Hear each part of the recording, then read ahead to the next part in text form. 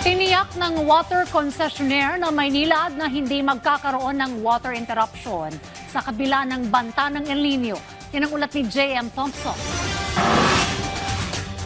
Handa ang Maynilad sa posibleng banta ng El Nino sa bansa ngayong taon. Yan ang binigyan diin ng korporasyon sa isang media briefing ngayong araw. Matatandaang mula sa El Nino Watch, itinaas na ng pag-asa sa El Nino Alert Level na may malaking tsansang maging El Nino ngayong taon. Tiniyak naman ni Maynilad President and CEO Ramoncito Fernandez na prioridad nila na hindi maapektuhan ng kasalukuyang suliranin sa langis at ng paparating na El Nino sa bansa ang supply ng tubig. Non-disruption of services, that's the first priority.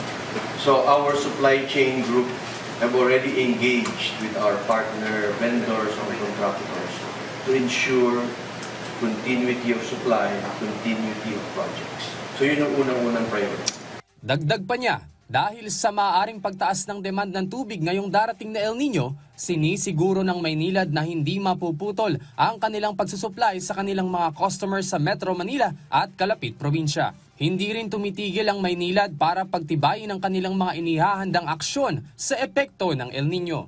One is to strengthen our supply availability in the south so that, as reported earlier, we can convey water from south to north. Iba kasi ang source of water sa north and south.